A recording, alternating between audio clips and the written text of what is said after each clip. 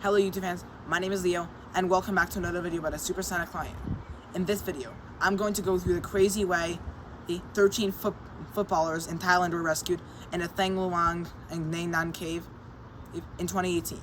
Please consider hitting that subscribe button for more subs, and let's begin right into the story.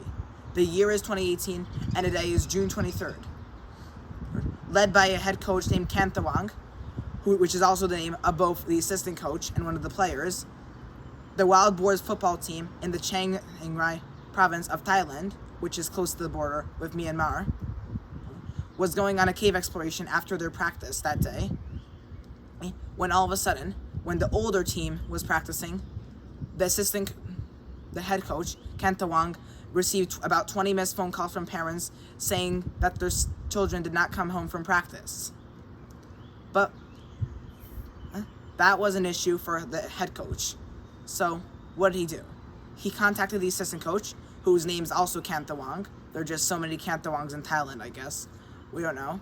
And he couldn't reach him. He also contacted quite many other children until he reached one of the other children, named Sangpal, also Kanthawang.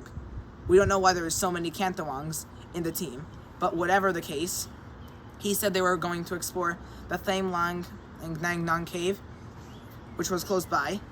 And so then, Kanthawang, the head coach, raced to the cave, only to find abandoned bicycles and backpacks there, with water seeping through, which means the cave was flooded. And at this time, it's the beginning of the rainy season in Thailand, also known as the monsoon, which might mean, as Kanthawang, the head coach, said, that they might have been in danger. So he called the police. And then, a civilian named Vern Adjorv, who was an experienced diver who knew the cave system, also decided to help with the new search, which included quite a few Thai Navy SEALs. The reason Vern Adjorv decided to help is because he decided to send some divers from the BCRC, British Cave Diving in Council. I might not have been saying this right, but in any case, the two divers he sent were Richard Stanton, but Rick Stanton is what they call him, and John Valenthin.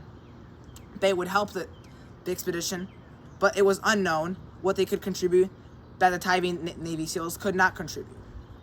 The easy part was to find the boys in the cave, and unfortunately, the search had to be suspended after beginning on June 24th because of excessive flooding. But again, it was able to resume on July 2nd. On that day, the boys were found at a point about 1,300 feet west of a point called Pattaya Beach, named after an above-ground beach in Thailand. This point was the goal of the divers, to potentially find the boys, where they didn't find them, but they found them later. Unfortunately, the divers already knew that finding them was only the easy part of their expedition, and getting them out of the cave was easier said than done. Additionally, those same divers also knew that three main options they had were all not going to work due to each challenge they had. Option one was to teach those boys how to dive. Unfortunately, the problem with that option is that many of the boys didn't know how to swim, not to mention the fact they were weak from being in the cave so long, even though they tried to dig out, but they were not successful. That was the problem with option one. Option two was to drill a shaft up. This was the exact way miners in Chile were rescued in 2010, but unfortunately, finding a location on these boys in exact was easier said than done, so it would not work. Additionally, this is not to mention that the bedrock in the area was not in use for drilling, so this was not going to work. Option three was to wait until the rainy season ends, but that would not be until October. And at this point, oxygen levels, a lack of food, and water levels all could pose major challenges to the boys and the divers, which is why none of these options worked. This is when Stanton came in touch with a British doctor when he proposed a sort of crazy-looking idea. Imagine the boys unconscious, swimming through the waters, and then being held by divers as they exited the cave. This would, of course, look like an insane idea, but it had to be worth trying, and what convinced the doctors was that there were simply no better options except doing so.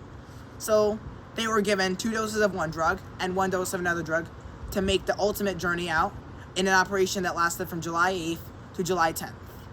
They would dive with the divers, being clipped to one and another swimming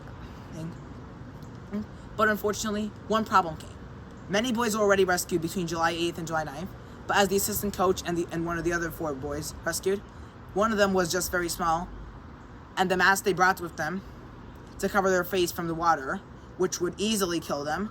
Their hands also were like this, so that the hands wouldn't move. It didn't fit. The alternate mask that the divers brought, which they hoped they would not need to use, didn't work either. But fortunately, it all went good, which was very fortunate.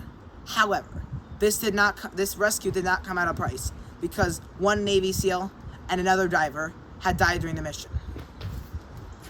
But at least the team in Wild Boars has been safe from their entire ordeal, which now goes on to history.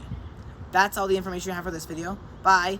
Hit that subscribe button, leave a like and comment, and I'll see you next time.